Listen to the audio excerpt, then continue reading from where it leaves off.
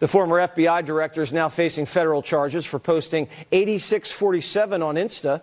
Today, he turned himself in. But nothing has changed with me. I'm still innocent. I'm still not afraid. And I still believe in the independent federal judiciary. So let's go. But it's really important that all of us remember this is not who we are as a country. This is not how the Department of Justice is supposed to be. We agree, James. The Justice Department is supposed to enforce the law. Trump could have had his head blown off Saturday. The gunman heard Trump was a threat from somewhere. Someone called him a Russian traitor and a sexist white supremacist for years. America's top lawman put a message out, 86 Trump. And Democrat donors keep trying to. But the left thinks the FBI director is just an artist. That is not a threat. That is a piece of art your aunt with a beach house would buy on Etsy. This was seashells on a beach. This wasn't a direct threat to assassinate the president. I can almost guarantee you, we're talking about seashells on a beach. We're not just talking shells, Ribs. 86, you know what 86, it's a mob term for kill 'em. You know, you ever see the movies? 86 'em. The mobster says to one of his wonderful associates, 86 'em. That means kill 'em. Vegas mobsters use the term. If you needed someone gone, you drive 8 miles out and dig 6 feet deep. You think the FBI director doesn't know that? It's his job to know that. We confronted him about it after it happened. Watch. Thank you for coming. Yeah, it's great to meet you. Hello. Director Comey, Yeah. How are you? Good, thank you. Jesse Waters from Fox has a question. Yeah. Why are you on an 86 Trump? All right. Director? I'm not taking questions like that now. Why would you Just signing the book. Why would you post that? Director Comey, how was your interview with the Secret Service? You want the book signed, really? Absolutely. Okay, you got it, bud. Can you sign my seashell too? Which beach is this that you're going to? You find a Kamala seashell, 8647. This is a politically charged beach, Director. They will. Come on. The seashell? You don't want to sign it? Have a nice. Thank you. Thank you. Have a good night. Have a good night. Thank you. Good night, Director. The left's violent. Polls show they even believe violence is justified to win elections.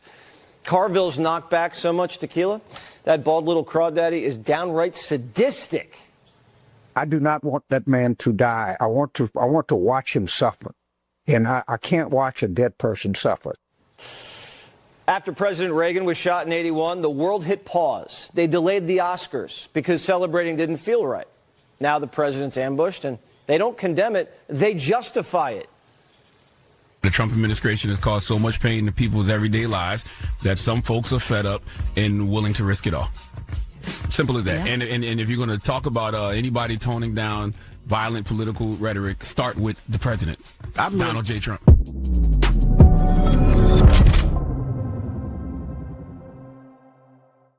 All right, ladies and gentlemen, we have a stacked show for you today. We're also traveling today, so we're going to be rip-roaring as we want to make an announcement that sucks this morning, which is that YouTube is cracking down on AI. And I didn't want to do this live on the show, but it just is a reality that YouTube has been demonetizing an enormous number of creators for using AI. And so we're trying to get guidance from them on how to integrate that with our colds. We love our colds. We want to figure out some way to move forward with them. But nonetheless, on today's show, we're putting that on pause, and we apologize. Everyone knows that we love Jerry, and we are the only show on the internet, I think, with an in-house meme team. And so that's just the explanation for today's program. Nonetheless, we are moving forward with some incredible news out of the administration over the last 24 hours. We now know why James Comey was arrested. It wasn't just the seashells on the seashore. There was so much more. Our stacked show today will include Senator Ron Johnson, Savannah Hernandez, who just had the DOJ return some indictments against libs who attacked her, and Jack Posobiec, who has the scoop on James Comey. Today is Thursday, April 30th, 2026. My name is Benny Johnson, and this is The Benny Show. Blackout coffee keeps our blood boiling, especially when you are able to see the criminal nature of the deep state and fight it we do every single day. It becomes an encouraging time when we're actually winning, and we are winning. We're going to kick off this morning with a historic white pill. The caffeine pill that I take, it's not a pill at all. It's the fresh brewed, delicious, patriotic coffee of Blackout. Make sure that you are locking in and supporting companies that support you. And they are a beautiful Christian coffee roaster. They're from right here in the state of Florida. Small batch, free shipping. And if you join up with the Blackout Coffee subscription team, you can get locked in with their rewards program and get coffee delivered directly to your door. Perfect for work, travel, or keeping it in a desk go bag. Go to blackoutcoffee.com/Benny. Use the code Benny for 20% off your first order. That's blackoutcoffee.com/Benny. Support American jobs. Again, ladies and gentlemen, we're going to be traveling to Texas later today. It's going to be a exciting day. We have America First Policy Institute. We're going to be hosting a rodeo in Texas later today. I mean, I don't know. Am I like a rodeo guy? I mean, I don't own a pair of cowboy boots. That's not really the country that I come from. So maybe. Apparently, I'm going to get a cowboy hat tonight, and we look forward to seeing you there in Dallas, Fort Worth. If you're there, the Cowtown Coliseum is where we're going to be. It's going to be a rocking good time. We're excited for it, and we are uplifted by the current news cycle. It is a particularly enjoyable news cycle, and this is what brings us to our first white pill of the day. Let's go.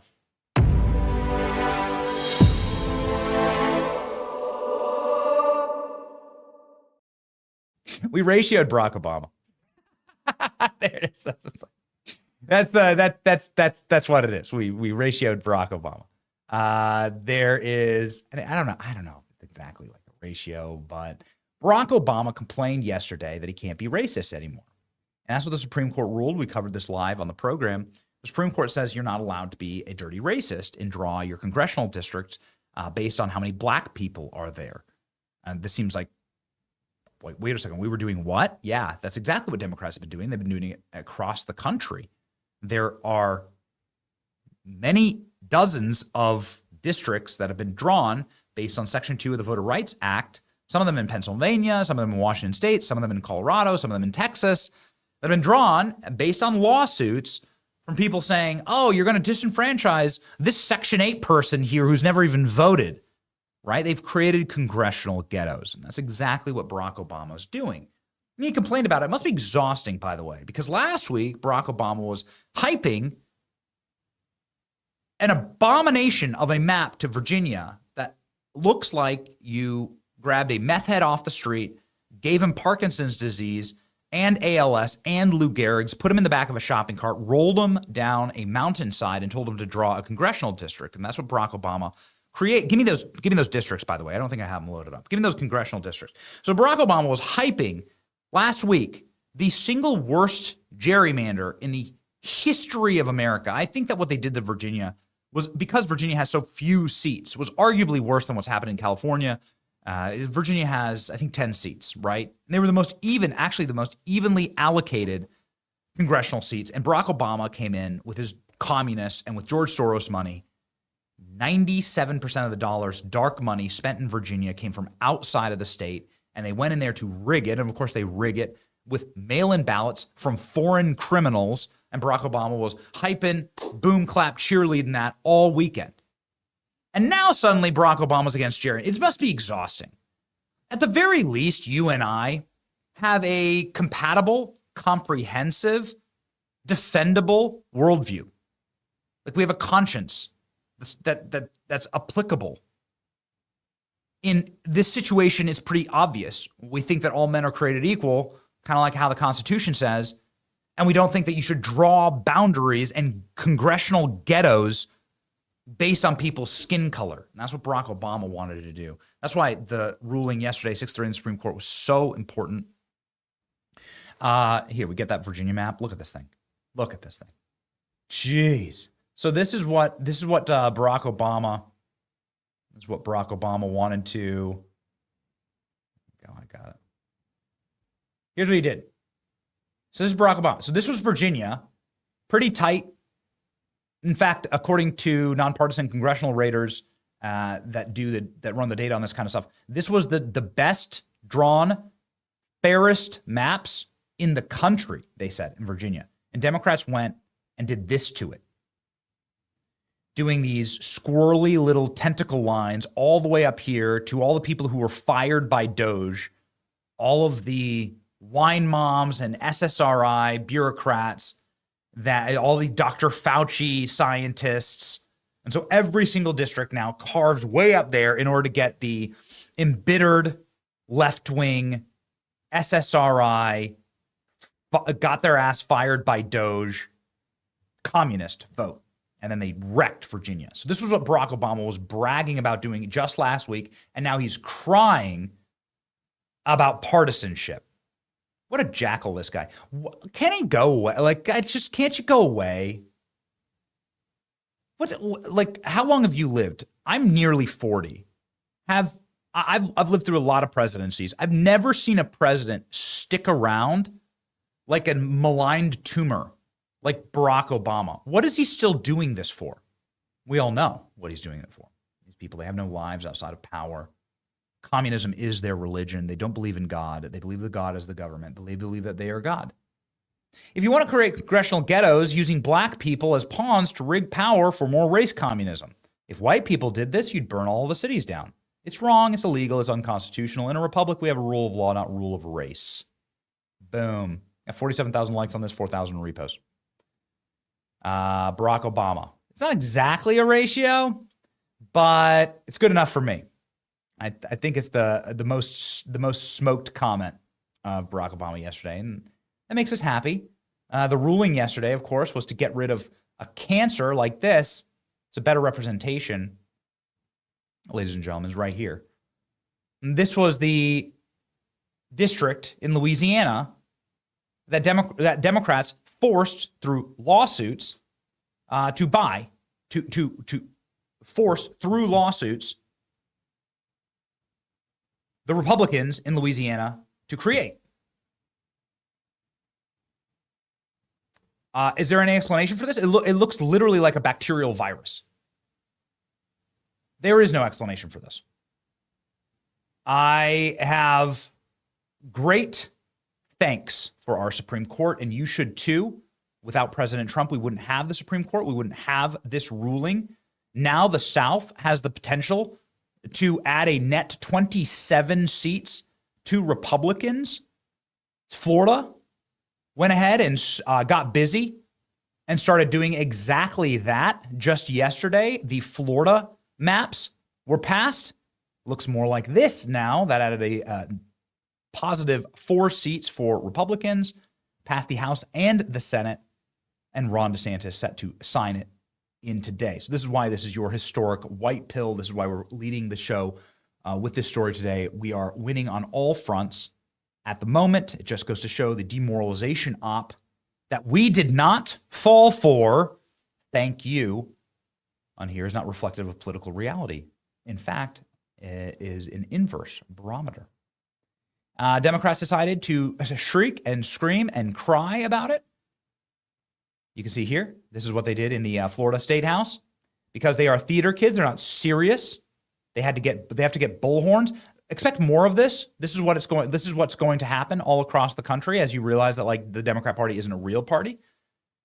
It is a party that the last real Democrat election was in 1984 when they just won Minnesota and they realized that they'd lost the white working class forever. That's when Democrats decided to pivot and bring in infinity theater kids and criminal aliens to make up their entire base of support. It's been a humiliation practice for Democrats. Nothing better though than what happened with Hakeem Jeffries yesterday in this poorly lit, mewling cry fest inside of the House. Here's Hakeem Jeffries. Action is gone. Diversity is gone. At a point where affirmative action is gone, diversity is gone, equity gone, inclusion gone, racial tolerance gone, the Voting Rights Act largely gone. But guess what, extremists? We're still here. That's right. And we're not going anywhere. And we believe in this country. Not a perfect country. Diversity's gone, says the first black minority leader of the House, standing on a stage with the most black members of Congress we've ever had in history. Diversity's gone, he says. We demand to be taken seriously. The Association of the Wizards, whatever the Arrested Development meme is. We demand to be taken seriously. Here it is. So things are moving very, very quickly, ladies and gentlemen. Major news out of the Senate this morning, and we'll have Senator Ron Johnson joining us in just 1 second. ALX, let me know that everything is set and ready to go. Yeah, it's going to be you. Sorry, bud. Yep, it's going to be you. Major news out of the Maine Senate race this morning. Janet Mills, she's the governor of Maine. She dropped out of the Senate race.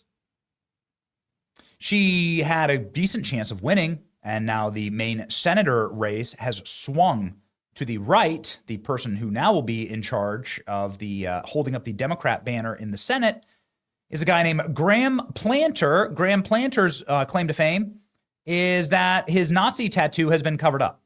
Maine Senator candidate Planter says tattoo Nazi symbol has been covered. So they're sending their best. Graham Planter also, according to the Senate Republicans, has a exciting internet history of comments. They just released this ad. I want to get Senator Ron Johnson, who's ready to join us in just one moment, response to this. A dramatic reading of Graham Plattner's Reddit comments. Holy how about people just take some responsibility for themselves and not get so up they wind up having sex with someone they don't mean to? Rape is a real thing. This is the Democrat You're senator. So worried about it to buy Democrat Kevlar Senate underwear. Nominee. You think you might not get blacked out up around people you aren't comfortable with. Why don't black people tip? I work as a bartender and it always amazes me how solid this stereotype is. Living in white rural America, I'm afraid to tell you they actually are. I got older and became a communist. Still got the guns though. I don't trust the fascists to act politely. I did used to love America, or at least the idea of it. These days, I'm pretty disgusted by it all. Feel free to back it up with facts, This was the gayest, not in a fun dick-sucking way, thing I've ever seen. This has been a dramatic reading of Graham. So joining us live right now, somebody who, well, if Democrats vote for Graham Plattner, would have to share an office with him, or at least a building, is Senator Ron Johnson, who also has some major breaking news this morning on Dr. Fauci and the COVID cover-up. Please welcome back to the program the esteemed senator from Wisconsin, Ron Johnson.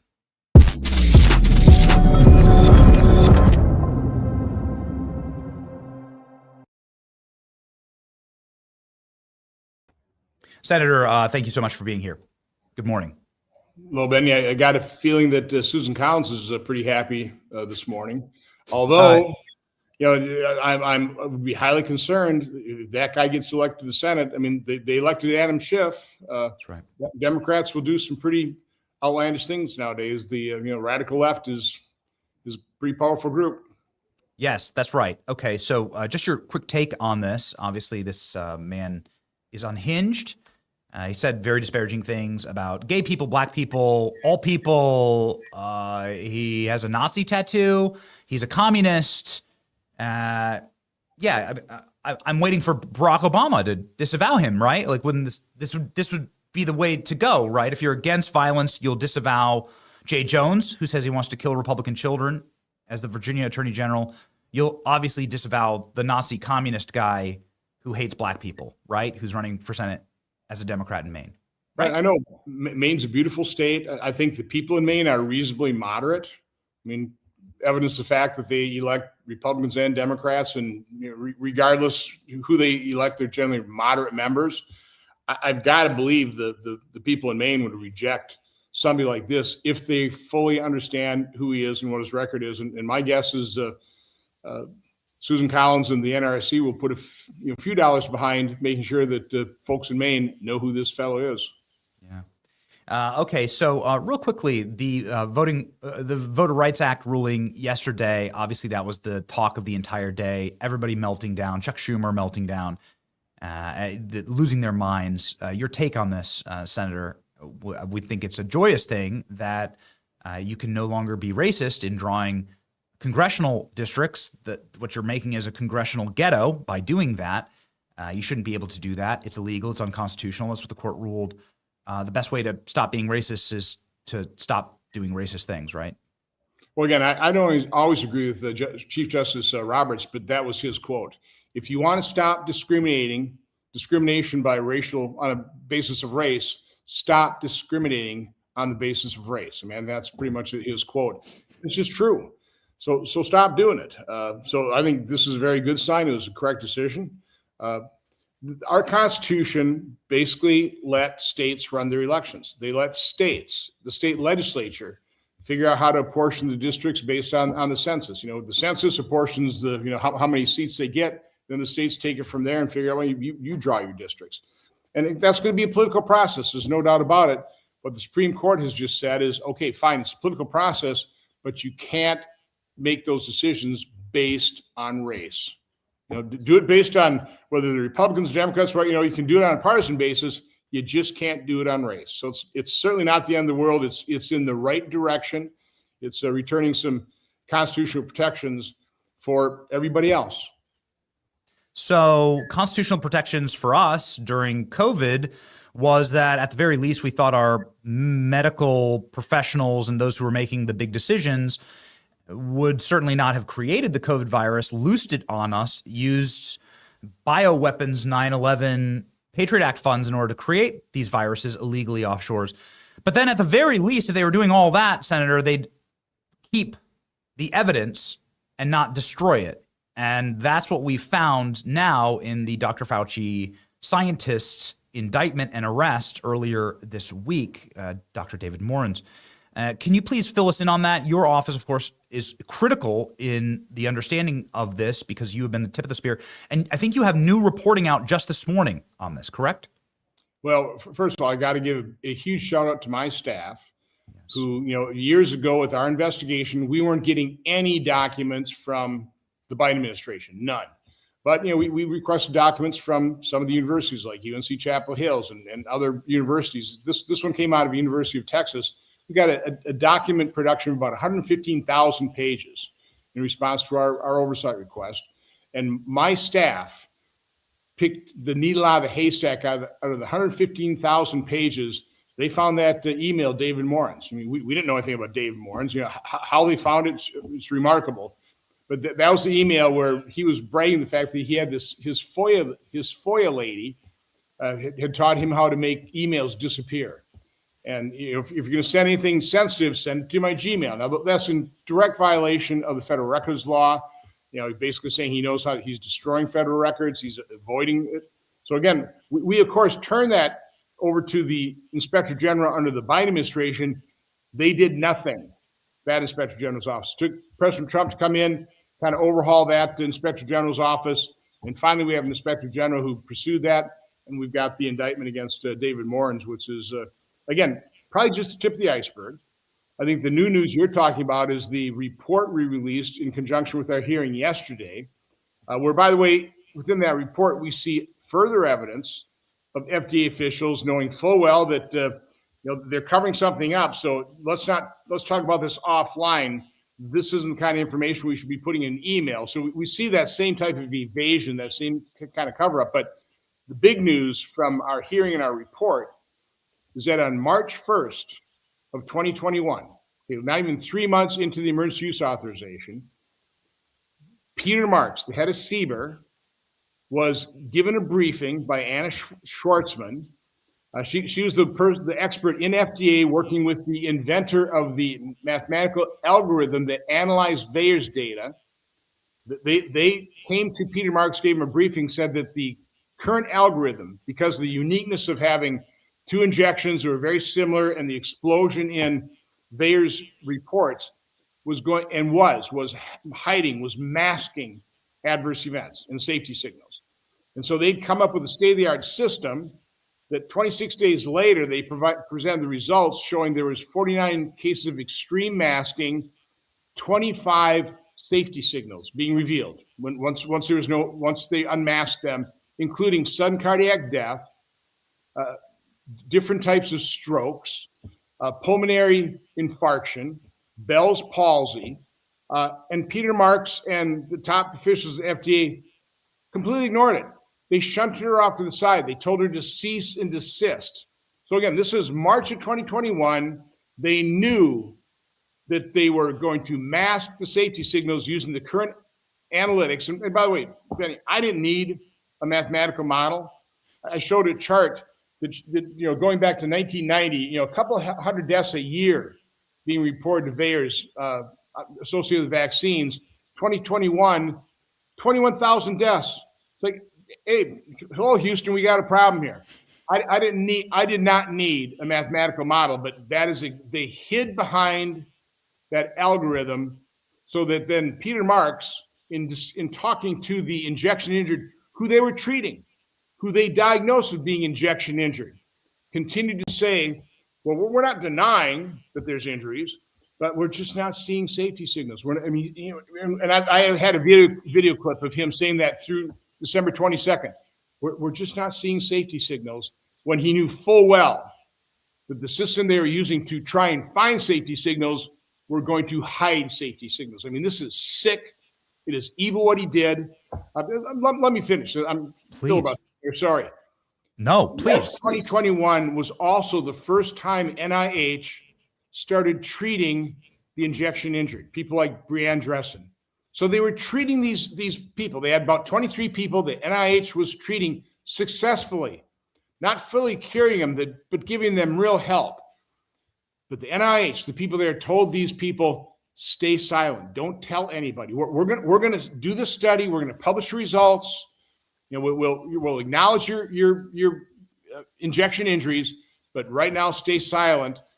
And of course, those individuals who were just thankful because they couldn't get treated on the outside. No one was acknowledging these injection injuries. They were so thankful. They stayed silent. Do you think FDA ever published that study? Do you think FDA ever acknowledged the injection injuries? The answer to that is no. Here we are in 20. They still have not done so. So I mean, this is just sick. What Peter Marks, top official at the FDA, did, covering this up. How would you like to be somebody? What, 24%, something like that, 25% of Americans, according to a Rasmussen survey, believe they know somebody who might have died from the COVID injection. How would you like to be a family member of somebody who got the injection and died that day or within 1 and 2 days? There are 39,000 deaths right now reported on VAERS associated with the COVID injection worldwide. 39,000.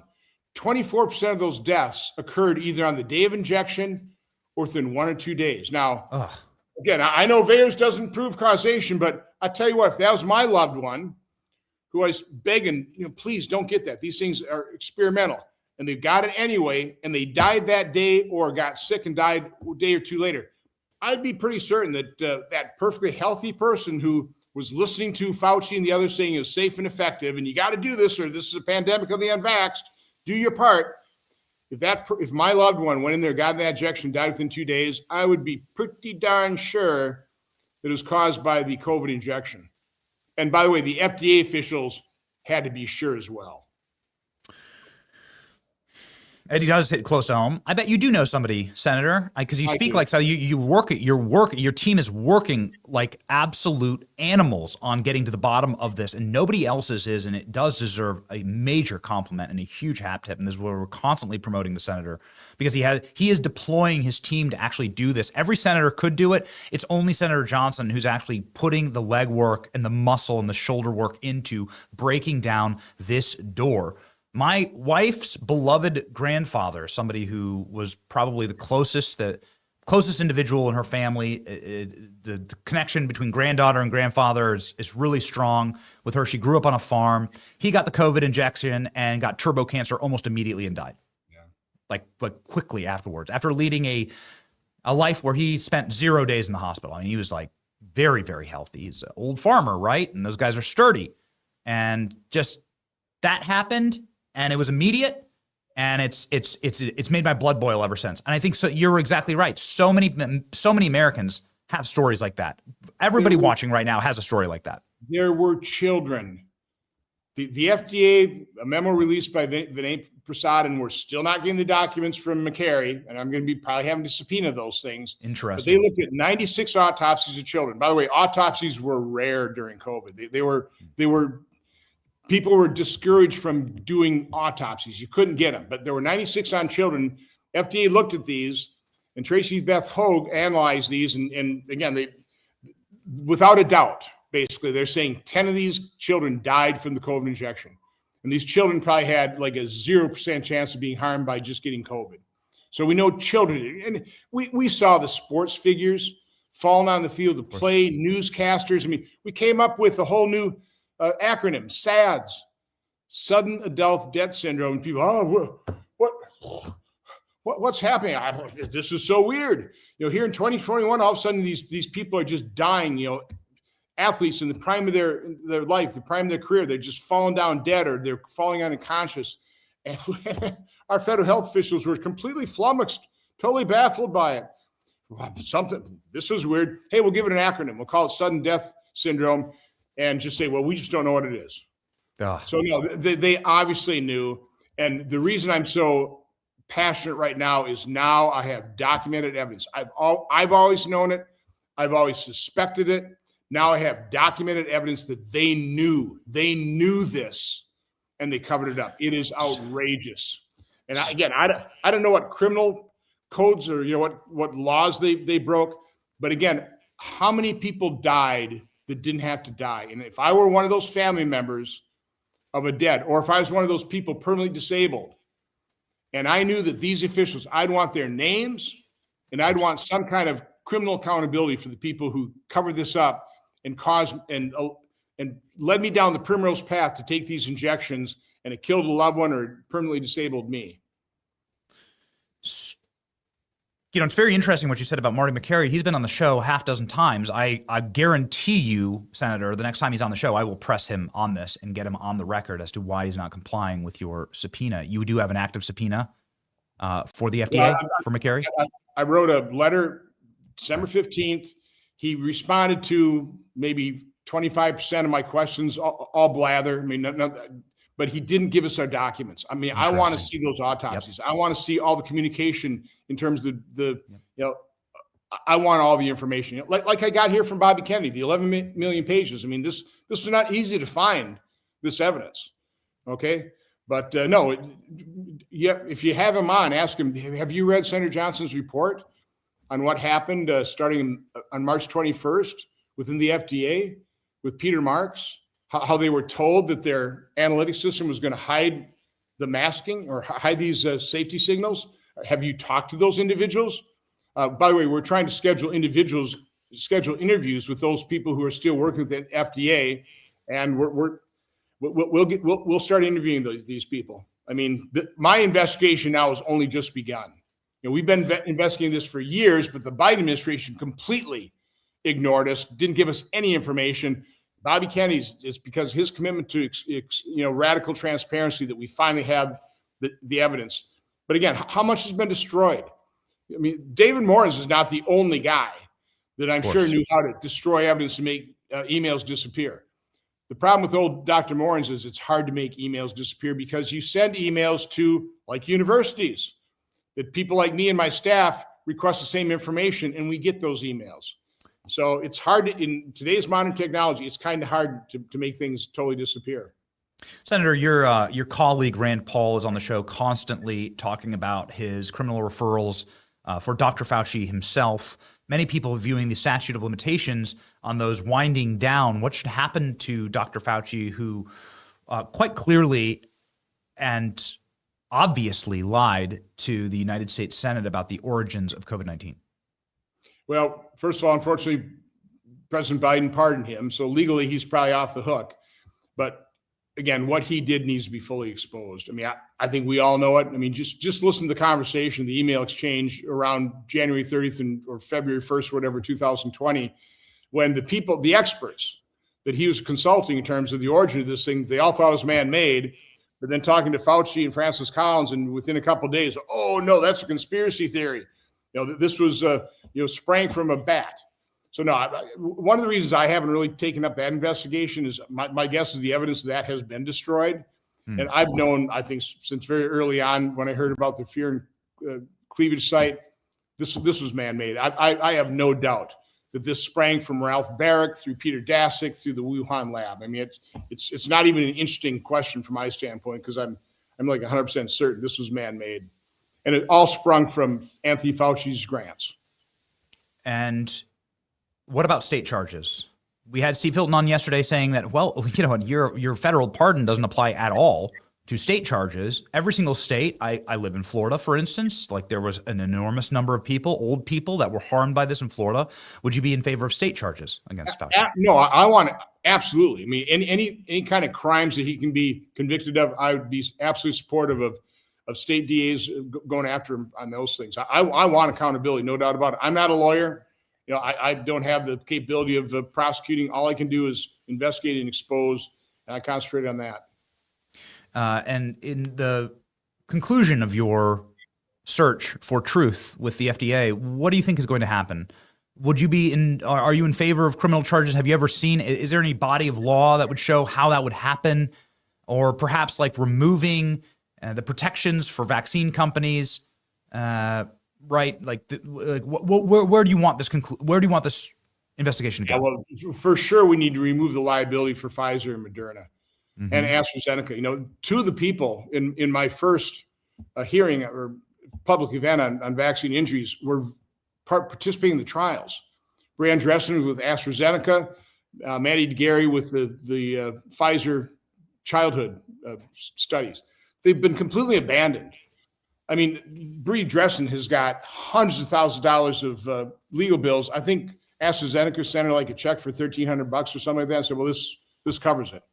Maddie DeGarry, even though she was still wheelchair bound, has to have a feeding tube. Pfizer reported that to the FDA that Maddie DeGarry had stomach ache. So these companies, I think, should be criminally liable. They should be civilly liable. I think the officials that hid this kept telling people these were safe and effective. They should be held civilly liable as well to the people who were injured by it. No, I think we're a long way from really getting the legal process to run its course and true accountability. Again, we're just getting the documents now. That's because the Biden administration completely stonewalled us. Yeah. Well, Senator, we're eternally thankful for you and for your fight on this. In conclusion here, obviously, this is something that is bubbling up and causing a lot of anger on the right and on the base. It seems like leadership in the Republican Party has just dropped the Save America Act like a hot potato and isn't going to be moving forward. It is actually barking at senators like yourself to stop talking about it. What's actually going on there, Senator? Well, you know, I've been the reason I've been supportive of ending the filibuster is first of all, can't imagine the Senate being more broken. We pretty well eviscerated the filibuster anyway. We don't. There's no 60 vote threshold on any nominees anymore. You know, we're pushing reconciliation beyond the bounds, I think, of what it was designed for. So it's, you know, everybody said, well, it's a slippery slope, but we're almost at the bottom of the hill in terms of that slippery slope. So rip the Band-Aid off. Democrats will do it. So, you know, from my standpoint, that's what I would do.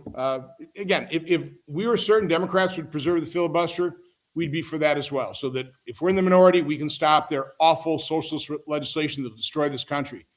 I am like 100%, maybe 110% certain that the minute Democrats have the capability, they will end the filibuster, turn this into a one-party nation. And I've told my colleagues, their game plan, it's obvious, right? Reason open the border, flood millions of people in here, put them in sanctuary cities, plus up the census, get more members of Congress, make sure that we don't do anything to fix our elections. You know, all controls off of elections gone. Turn D.C., turn Puerto Rico into states, pack the Supreme Court. That's what they're going to do.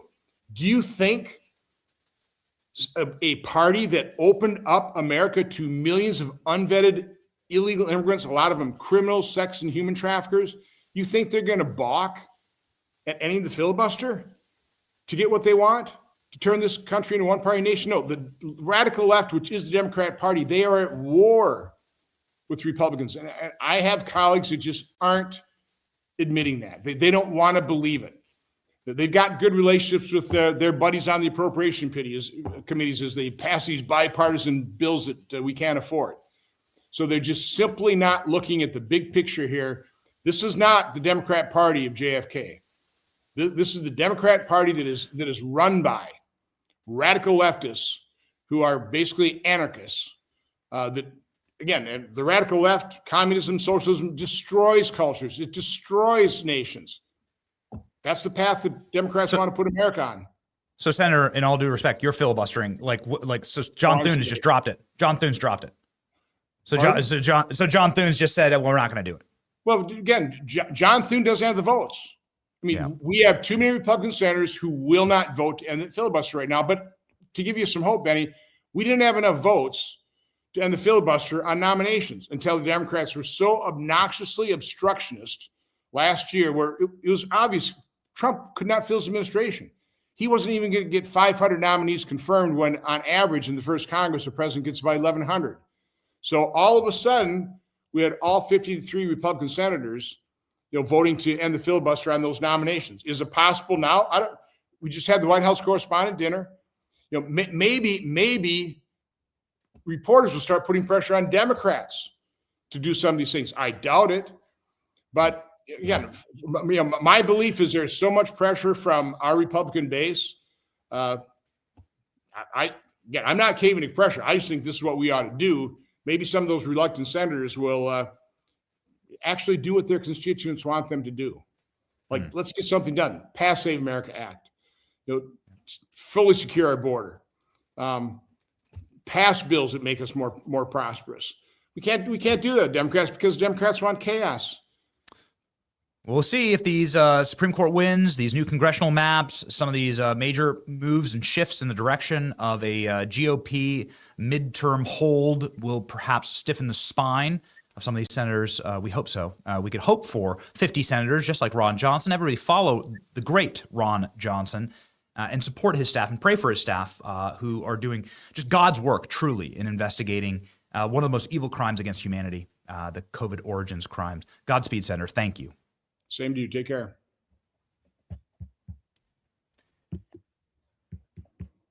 Nope. Okay. Hey, guys. What's up? Nope. All right. ALX, Klein? How we doing? Asking, guys. Not of a stinger? Okay. Unfortunately, ladies and gentlemen, we had a bit of a technical difficulty this morning. Our studio technician, Klein, was, studio technician Klein has had a bit of an outage where he's broadcasting, and so we are going to be moving on with one final technical difficulty, but nonetheless, ALX, the show is in your control, okay? Do you understand? Let me see if you understand. Give me a nod. ALX. Yes. Okay. All right. Ladies and gentlemen, ZipRecruiter helps us recruit. Maybe we'll need some new recruits on this program. Maybe we'll need some help technically, or maybe we could recruit some new senators for the Senate. No matter what your needs are, ZipRecruiter can ensure that you are locked and loaded with the staff that can help you make your dreams come true. It certainly is our dream on this program to run a tight ship, and we apologize for some of the technical difficulties. On a day when we have such a stacked show, ladies and gentlemen, their powerful matching technology makes sure that you are not sifting through resumes day and night. You can find the most interested, most qualified candidates right away at the #1 hiring site on earth, ZipRecruiter. Find candidates who want to do your job right now. 4 out of 5 employers who post on ZipRecruiter get a qualified candidate within the first day. Try it for free at ZipRecruiter.com/Benny. That's ZipRecruiter.com/Benny. Meet your match with ZipRecruiter. Here we go. Savannah Hernandez is locked and loaded, ready to go. Again, we apologize for some of the technical difficulties. Let's head on over and speak with Savannah, who has some massive news today as we talk about some wins at the DOJ. Savannah, who was savagely attacked, and I want to play you some of this footage right now. Savannah was attacked by banshees, by animals in Minneapolis, St. Paul, and they spit on her, pushed her, behaved like something you would see in Hotel Rwanda, third world These people are demonic, and there's no other word for it. And they can't mask their anger, and they take it out on our side, and we're seeing the scourges of this across the land. And that is why it is so critical and so important for our DOJ to come slamming down on this behavior, which they did yesterday. Oh, it's hard to watch. We love Savannah. We've known Savannah for ages. We support her work, and we're proud to have her joining the show right now. Please welcome Savannah Hernandez, fresh off of DOJ indictments for these libtards and Reddit brain rotters who attacked her. Savannah Hernandez joins us live.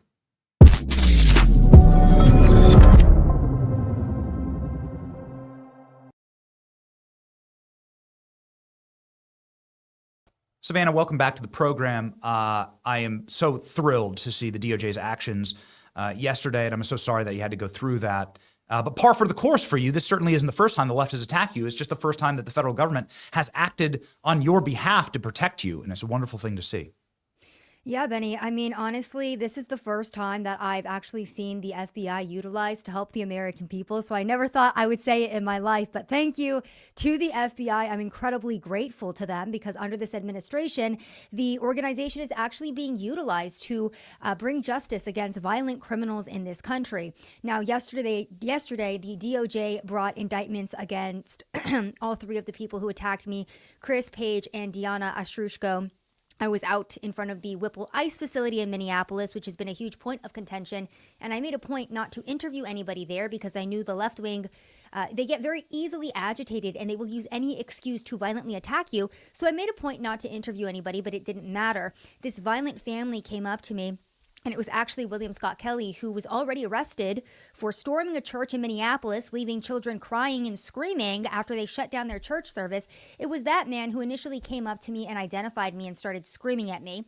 Then the mob formed, and Deanna and Chris had body checked me and shoved me multiple times prior to this clip that you just played, even, playing the assault initially even happening. They were already blowing whistles in my ear. They were already body checking me.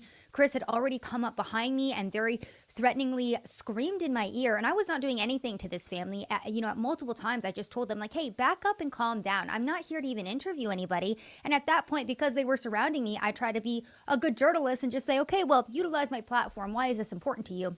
It didn't matter.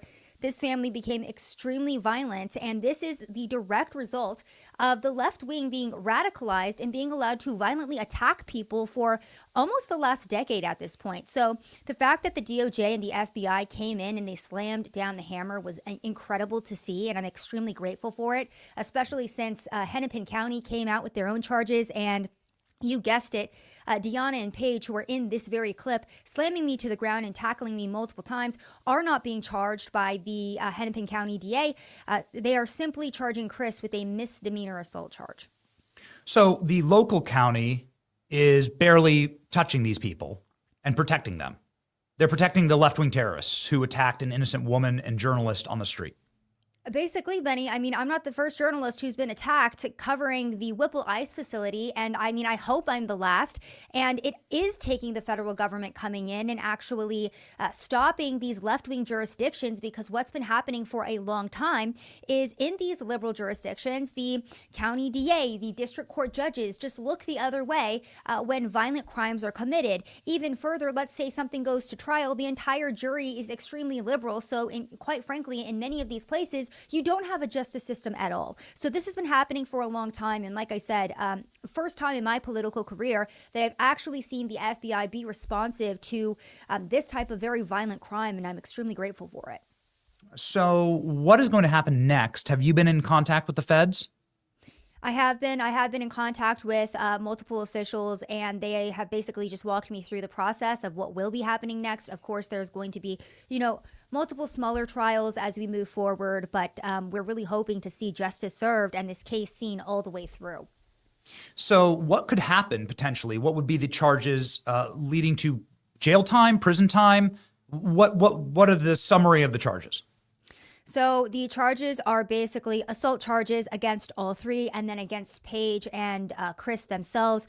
You also have, basically, they obstructed my First Amendment right. So they obstructed my civil rights. So they're also being faced with that charge. I'm not super familiar with the legal jargon, so I can't give you the exact title off the top of my head, but those are the charges that they're facing. And yes, I'm hoping that there will be prison time tied to this. Again, Benny, I'm waiting to see how it plays out. And I do hope that justice is served to the full extent of the law in this. A lot of journalists were mewling and crying on air about an attack on the press over the weekend with the president's assassination attempt, and they claim to be victims. I find it remarkable that none of these journalists ever back you up when you have photographic 4K evidence of being attacked viciously in the street. None of that ever exists of any left-wing journalist at, like, let's say, a MAGA rally. Yet you have, I don't know, Savannah, it makes me really sad, but like you have maybe a dozen, maybe a half dozen documented cases of somebody viciously attacking you, spitting on you, trying to hit you, throwing something at you. Am I correct there? Yes, Benny, this is not the first time I've been this viciously mobbed and assaulted. And again, I hope it is finally the last, at least under this administration. I think it will be, because the FBI is setting a very strong precedent here.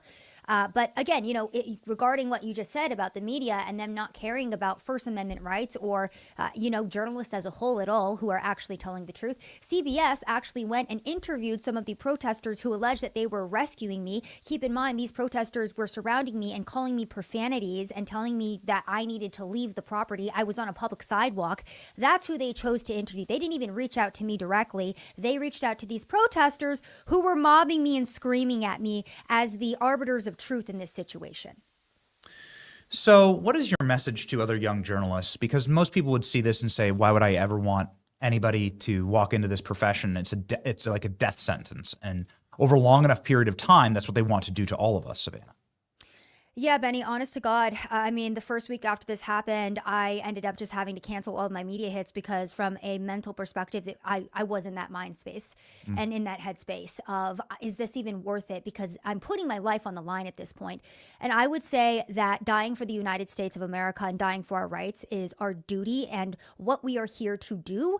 And I'm willing to do that. So to anybody who is willing or wanting to be in this profession, understand that it is dangerous, but the truth is dangerous, but it's worth it. So what happens next, Savannah? Is this going to deter you? Are you going to stop doing what you do? Nope, it definitely won't, Benny. Again, I have a full day of media lined up, and I'm going to keep pushing forward. And I'm going to make sure that the full force of the law is utilized against these people in multiple ways. So stay tuned for that, Benny. We have a lot coming, and I'm very excited to make sure that justice is served in this case. They pushed the wrong person. Really? That's very interesting. Okay, I got to ask a follow-up on that one, Savannah, before I let you go. So we've obviously seen that these kind of cases can also be brought civilly, and that of course, you're not allowed to do this, right? Again, let's look at the scenario. You're simply a independent journalist, young female, standing alone, surrounded by a bunch of left-wingers, and they savagely beat you to the ground. That's, of course, not legal. And there are a ton of remedies for that, some of them civil remedies. Are you saying that you're going to bring civil cases against these agitators and terrorists? We'll just have to wait and see, Benny. We'll just have to wait and see. You learned from the best there. That's a good Trump line, Savannah. Thank you. Okay. Thanks, Benny. You learn from the best. Savannah, everybody needs to follow her on social media. If you don't already, you know that she's a favorite of the show. She was also at President Trump's roundtable. We didn't even get to talk about this. You were at President Trump's Antifa violence roundtable, right? I was, Benny. I was. And I unfortunately have to go. I am so sorry. Yep. But yes, I was at the Antifa roundtable. This is why this is such an important issue to me. So yes, go follow me on my social media account. I will be updating you guys on everything. And again, thank you so much, Benny. I really appreciate you. Nearly 1 million followers. Fight with the people who are fighting for us and for truth. Godspeed, Savannah. Thanks, Benny.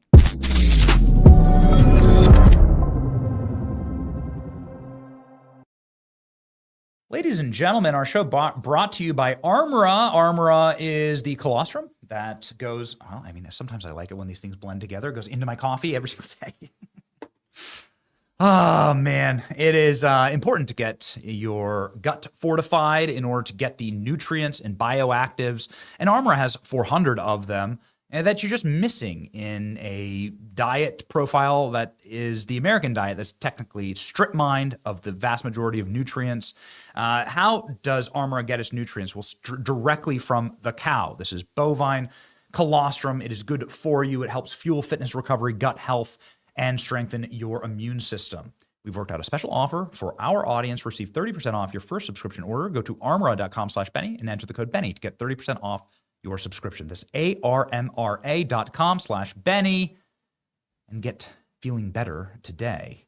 Ladies and gentlemen, somebody who's going to certainly need as much fortification as he possibly can get is James Comey.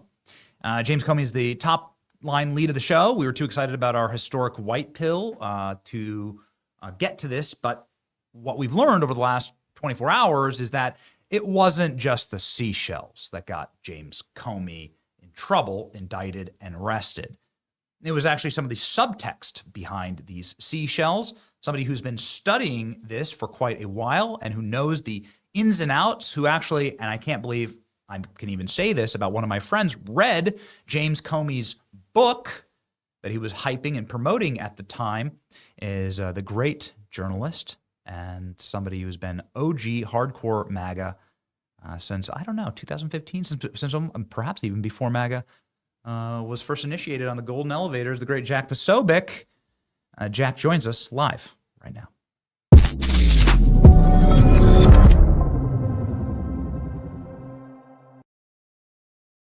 Jack, welcome back to the program. We have something that is very curious here with the James Comey indictment. It's, of course, under seal, so we don't know exactly what was presented to the grand jury. But you have a suspicion that it's not just James Comey in a Borat Speedo arranging seashells while listening to Taylor Swift. Well, that's exactly right. And Benny, I have to, thank you and the audience here for when you played that clip of Attorney General Blanche yesterday being asked about me, of all things, yes, and a post that I had made years and years ago in the context of Joe Biden needing the 25th Amendment, as I'm pretty sure we were all saying, including Kamala Harris, this is what I had been reporting at the time behind the scenes, that Attorney General Blanche pointed out, he said, no, we don't make indictments based off of just speech alone. We don't make indictments just based off an Instagram image of seashells. We do investigations. They take a full year. The grand jury interviews people. We look at evidence.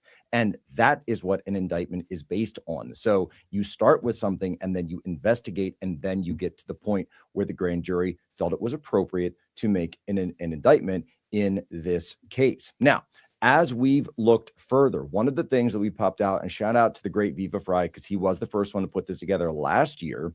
And then I went back and actually looked at what he was talking about, to your point about this book. So you have to realize there was a trilogy of Instagram posts that he had made that day. One was him reading a book, then the seashells, then a link to purchase the book and a description of the book. And it may surprise many people who are listening only to the mainstream media or the CBSs of the world, who, by the way, still haven't invited me on. And even though they're happy to call for me to be indicted, they won't even ask me if I'd like to respond in any way. Well, it turns out that the subject matter of the novel was political assassinations. And not only that, Benny, but when I went in deeper in the book, I found out that specifically it was about dog whistles calling for political assassinations. So using coded text, coded language, coded phrases to call for these assassinations. And the villain in this novel is kind of basically Alex Jones. It's basically a write-up of Alex Jones, and the main character, who is totally not a female James Comey, is this hero New York prosecutor who's the only one who can come in. Oh, his daughter. Oh, Maureen Comey. Oh, got it. Maureen Okay. Comey. Yeah. Is the only one who can come in and save the world from the evil Alex Jones, who again is using secret codes to call upon his followers to conduct political assassinations. And again, this is the plot of James Comey. I'm not saying this. This is the plot of James Comey's book. Is the actual plot of FDR Drive. If you read it, which I unfortunately have, it was awful. It was absolutely awful. But what's more sinister than anything else is, keep in mind that this came out right around the same time when these stories were being written about that TV show, The Savant by Jessica Chastain, that they were putting together, which also had a similar plot line. Now, they had to pull that after the assassination of Charlie Kirk, and many people had suspected that it had a very similar plot line to the James Comey book, and that's why it had to be pulled. I think there were some rumors of, advanced copies and screeners kind of floating around that sort of purported to this. So the real question is, number one, of course, who was pushing this narrative in media, which is a broader question that I want to get into. But the deeper question here is, that means that James Comey knew exactly what he was talking about. And there are going to be text messages and emails and interviews and witnesses, all to the point of underlying and examining. He had intent, he had strategy, he had purpose. And the piece that everybody was missing in the indictment was the asset forfeiture. Why would there be asset forfeiture involved in an indictment like this, you ask, especially to all the people who say, oh, well, we don't know, what evidence there is. Well, here's a clue, and it's a big blinking signpost. Asset forfeiture means you made money. You received proceeds from an offense, proceeds from a crime. This is, of course, illegal under federal law. You cannot commit a crime and then make money from your criminal behavior. I've written books. I've never committed crimes in the promotion of my books. But it seems that the Department of Justice and this grand jury is saying this guy did something for money. There is motive here. And that's where I believe that it all comes together, that this was a scheme to conduct this incitement in order to get the headlines and then play victim and then sell copies of his book, which he did on Stephen Colbert and others. He knew what he was doing from the very start. And I know that you've made the point as well. He clearly lied about this over and over and over. And the question is, did he lie about it to federal agents? Yes, we just found the shells. No, you didn't, bro. You didn't just find the shells. You weren't walking on the beach with your wife. You were sitting there hyping your book. You put the shells together clearly as a promo. And it would be pretty easy, I guess, if you wanted to go around and lie about it for a federal agents to say, here's all your DNA on a shell, right? Like you clearly, you did this. I mean, if they were really on it, Jack. I will admit that I went a little Zapruder film with this, because if you actually look in the first picture of him sitting on the beach, he's surrounded by seashells. And so I was like, hey, Alex, do we have that? Do we have the old? Are those still up on Instagram? Seashells at the second. You know what I'm saying? Hey, Alex, will you grab that on Instagram? Like, producer Alex or Danny, can you see if we can get that? It's clearly the same beach. It's clearly, if it's not those shells, it's like shells that were right there, obviously. James Comey's Instagram. Let's go see if he's wiped all of this, be from 1 year ago, or if those photos of him on the beach hyping and hawking his garbage book, if those still exist. Because if they do, it'll be okay. Well, here we go. Here's a screenshot of what James Comey's Instagram looked like at the time. So here it is to back up what Jack is talking the trilogy of posts. So here's James Comey with the exact same seashells right next to him. See? That's right there. They're right there. There they are. Where could the shells have come from? This is full Zapruder. You're exactly right, Jack. Dude. Yeah. Those are the same shells. It's literally the same shells. So James Comey is on Stephen Colbert's show, blaming all of this on his wife, saying that he and his wife were just taking a leisurely stroll down the beach and they saw this. And his explanation makes no sense on Stephen Colbert. Not even Stephen Colbert was buying it, obviously. Somebody left their address. Oh, wait, this is something from my childhood when we'd 86 a place. Let's get out of this pop stand. Like all of it was silly. Stephen Colbert tried to back him up, but it didn't make any sense yet either, make a joke. So they probably launched this. How Shakespearean, Jack, that they would do this, because this is exactly the perjury trap that James Comey sprung for General Flynn, isn't it? And it certainly is in the early days of the White House administration. And so the Trump's first administration. And so this is why it's in some ways, it's a sort of poetic justice for James Comey to be facing this, because he himself set the perjury trap for General Flynn. But what's I think even more damning for him is going to be the fact that clearly this was all planned out. And clearly, again, if you look at the plot of the book, it's a book about a guy using dog whistles to call for political assassinations. And the idea that he himself would write a book about that, but then suddenly have no idea what they are in reality, just doesn't pass the smell test. Because, in fact, sir, not only are you aware of these things, you literally wrote the book about these things. It's right here. You're promoting it. We have all the evidence we need, with 400, 500 pages of evidence, whatever it is. So this idea that, because I saw some people running around saying, oh, we can't prove intent. We can't prove intent. It's right there. It's right there. It's so obvious. And by the way, in cases around the country every single day, intent is proven over and over and over. And so even for people who say, oh, well, there are, the restaurants say 86, and like Green Day has a song called 86 from the 90s. And it's actually a pretty good song. I'll give them credit. It was before they went like totally crazy and lost their minds. I got to be fair, Benny. I got to be fair. But full Subaru lesbians. Yeah. It was before they bought the Subarus, you know what I'm saying? And his hair was like kind of close to the original color, whatever that was. The mascara wasn't completely out yet. I don't know. But the idea is that he clearly meant it in this vein because he was writing and selling and marketing a book about it. It's very clear as day. And to me, to my mind, that's why the grand jury, keep in mind, a grand jury is already a group of people who come together and look at evidence and decide whether or not charges should be filed. And even in just, again, being fair in the interest of that, there have been other times where grand juries have refused to go and file charges on Comey because they thought, it was either political or they were just too political, a DC grand jury, et cetera. So this time around, they said, no, this is an incitement to violence. This is my final question for you, Jack, because I think it is a critical one.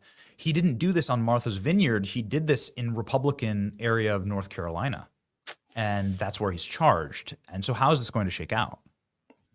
Well, the way it's going to shake out is that he's going to have to, now he'll initially file for the charges to be dismissed. He'll say you haven't proven probable cause, you don't have enough evidence, and at which point they'll have to have the preliminary hearing, which is similar to what we're seeing happen with Tyler Robinson. The preliminary hearing actually hasn't occurred yet. That'll be happening here in about 2.5 weeks. And so that's when the evidence actually is revealed.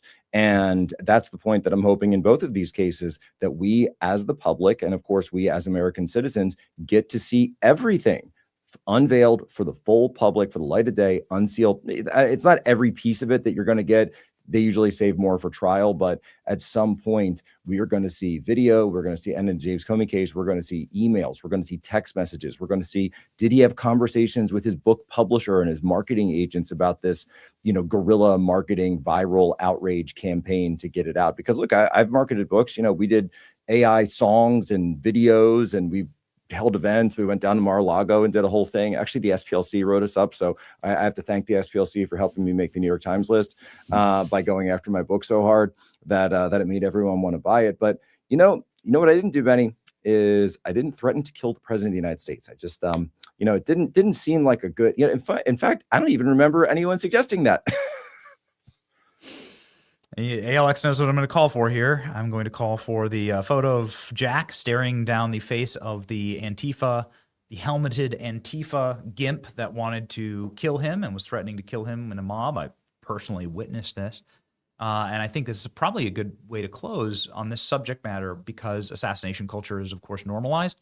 Yeah. On the left, they don't get any hit back. Nobody ever gets punished for this. Jimmy Kimmel keeps his job. He can make whatever jokes he wants to about Charlie and his death and his grieving widow. None of these people are ever punished. And that is why I'm going to cheerlead this to wherever it goes, because here's the photo. And I was standing just to the right of this. And this was a mob that was trying to kill Jack. And it was Jack versus probably 70 people at least, frothing at the mouth, Antifa BLM, defund the police activists. And it changed me forever. Actually, witnessing this is when I went home and told my wife, we're leaving DC, because it'll be our child or us next. And these people they've gone over a cliff. They're going to kill us. They're going to kill us. Even down here in Florida, there are multiple people that have been charged and are waiting in federal prison right now for trials for trying to kill my family, Jack. So this is like a normal thing that people deal with. someone has to be punished for it. Savannah Hernandez is obviously going to be bringing charges. This is like great to see that happening with Savannah.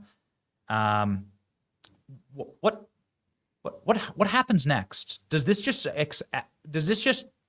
accelerate exponentially to, you know, open hot war, or does something chill out here? You know, it's really interesting, Benny. There's a clip of an interview that we did actually when I was promoting Unhumans, the communism book, and it was a clip with Charlie that I just keep going back to, where he asked me this really poignant question. And you know, in the now, you know, year and a half or so since then, it's taken on a life of its own. He said, "Jack, how big was the Russian Empire?" And I said, "Well, I mean, it's Russia, Charlie. It's like 100 million people. It's huge, right? You know, it's giant empire." He goes, "Okay," because this is Charlie. He's very quantitative, and he goes, "Okay, and how many Bolsheviks were there?" And I said, "I don't know. At one point, probably about 1,000 in the whole country." And he says, "Well, how could a country that large succumb to a group that small? How could they do it? How could they take over the entire Russian Empire?" And I said, "Charlie, people didn't take it seriously. They didn't take it seriously. And now here we are a year and a half later, and people still aren't taking it seriously, Benny. They're not taking seriously the threat that if someone is willing to use, or a group of people is willing to throw off all shackles of morality and humanity, and to use the most brutal, vindictive, and bloodthirsty tactics imaginable, the Mangionis, the Tyler Robinsons, the Cole Thomas Allens, they're not going to stop. They are not going to stop until they're stopped." We're incredibly thankful for the DOJ. It seems to have gotten supercharged under Todd Blanchard the last couple of weeks. Or maybe Todd Blanchard just like finishing the work and doing it quickly, right, to move on. But either way, we're thankful for the results. And the only way that you can possibly have a result here is to charge the SPLC, is to charge the people who are writing seashell notes of assassination or attacking Savannah. That's the only way that it'll stick. Or to go after the fraudsters and put them all in jail, and to like frog march them and show people you can't do that. You have to show people. There has to be a gear that grinds against this. Otherwise, we'll all be dead, right? It's a law of the universe. For every action, there needs to be an equal and opposite reaction. It's a law of physics. The equal and opposite reaction happening to James Comey right now, and the man who's been investigating it and literally wrote the book on it is Jack Posobiec. Please go ahead and follow Jack here. Of course, he has millions and millions of subscribers. And Jack has a show available on Human Events and on Rav every single day. Also a proud turning pointer with me. And so thank you, Jack, for being in the fight. Thank you. And I wore my Benny Johnson uniform today, so you know I wanted to be in solidarity here. I noticed our backgrounds and everything we're slowly blending together. If only I just got to grow the beard, you know? Exactly. Yeah. Or I got to shave. Maybe we'll see. Thank you, Jack. Godspeed. See you, man. God bless.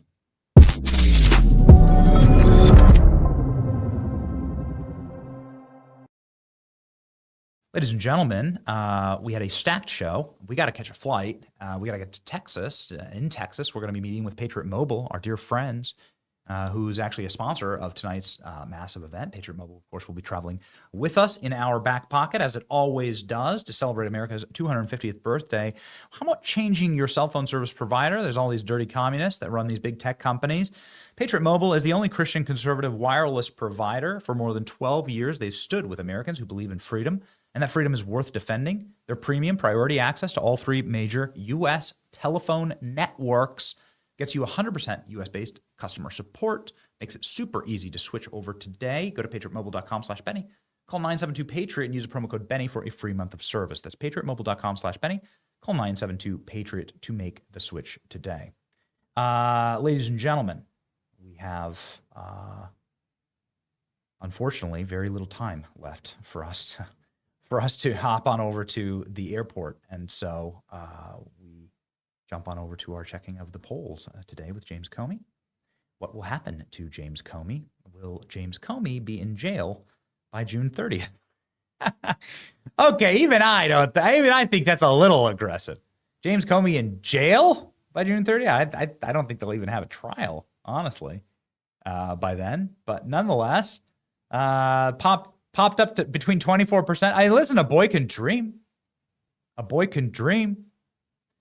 Would it be a golden era if this happened? Yes, it would, of course.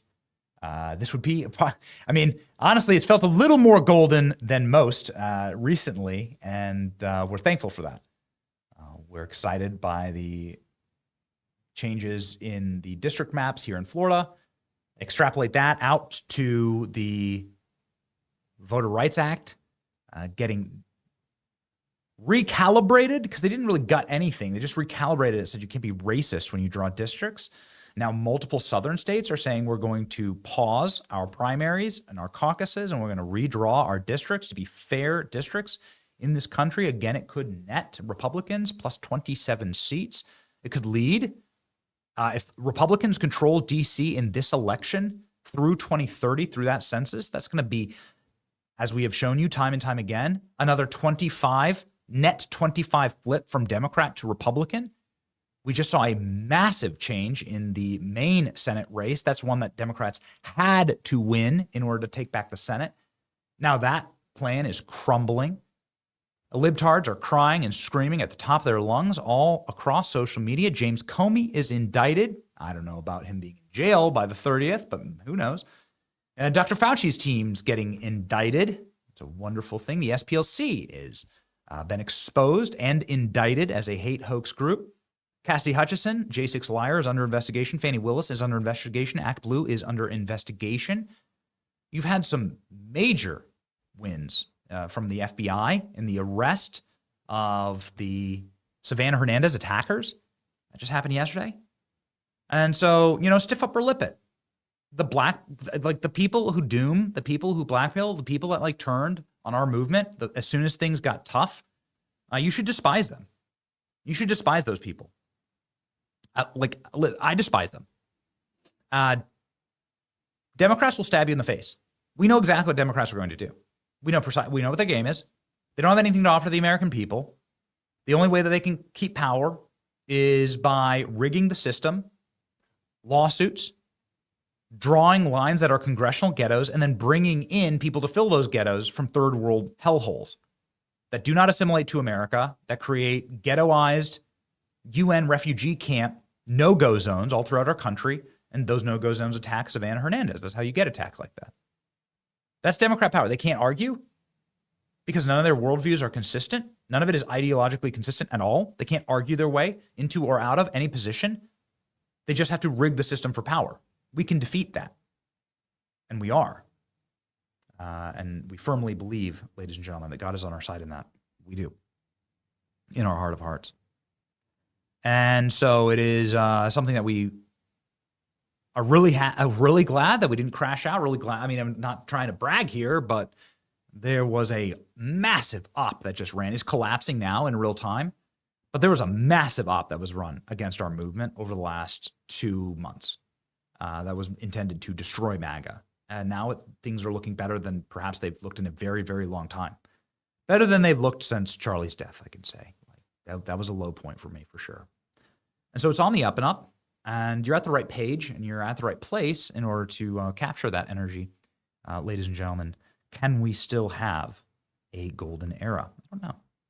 I know that you can invest in gold with my friends at Advantage Gold. Advantage Gold is keeping its customers locked in to its golden era. That's because gold hit a record high of $5,600 an ounce. It's dipped back because a lot of things have, and now is an excellent time to buy, ladies and gentlemen. Not financial advice, but I can tell you that it's something that I've been practicing personally. Central banks are buying, billionaires are buying. That's just the reality. Are you in? Are you still sitting in a money market fund that's losing to inflation with every single year? That's just the way that it goes. This is why I trust Advantage Gold, America's top-rated precious metals company. And right now, you should too. All you have to do is text Benny to 855-45 today. Text BENNY to 85545 today, and you'll get an Advantage Gold investment kit sent right to your door. Investing in physical gold and silver, tax-free, penalty-free with your IRA or 401k. No cost, no obligation. All right, ladies and gentlemen, we are off to the Lone Star State today with a verse of the day from Timothy 1:7. For the Spirit God gave us does not make us timid, but gives us power, love, and self-discipline. Yes, ladies and gentlemen, there's been some changes to the show. It has been rowdy and raucous. A lot of it is something that has been brought about by forces that are outside of our control, some of the platforms that we broadcast on and things like that. We don't like some of the changes. We fight against them. We're doing a lot of fighting behind the scenes and a lot of fighting in front of the scenes, and we thank you for fighting with us, okay? Remember the Spirit of God and that power that it gives you. The power that raised Christ from the dead lives within you and your soul. You are a soul. You are a soul from heaven, not just flesh and blood, okay? This is just temporary. So make sure that you're marching on to the assured victory, no matter what happens, with us. It's your boy Benny. See ya. Benny Show, where the truth gon' be. Faith and freedom on your TV screen. Stand up strong, battle through the night. The Benny Show's here, bringing liberty to light. From the speeches to debates, Benny sharp like a blade. Cutting through the lies, watch the truth cascade. With the warrior's heart, this man never fades. You know it's prime time when Benny invades. From saving the nation to stories untold, the Benny Show's a storm, see the truth unfold. Stay in the loop, let freedom take hold. Salting all the libs, soul never sold. It's the Benny Show, where the truth gon' be. Faith and freedom on your TV screen. Stand up strong, battle through the night. The Benny Show's here, bringing liberty to light. Liberty to light. Bringing liberty to light. Liberty to light.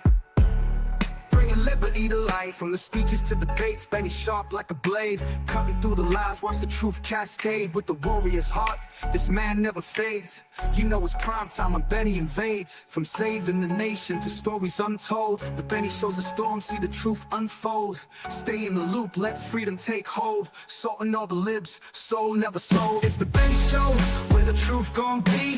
Faith and freedom on your TV screen. Stand up strong, battle through the night. The Benny Show's here, bringing liberty to light. Bringing liberty to light. Bringing liberty to light. Bringing liberty to light. Bringing liberty to light.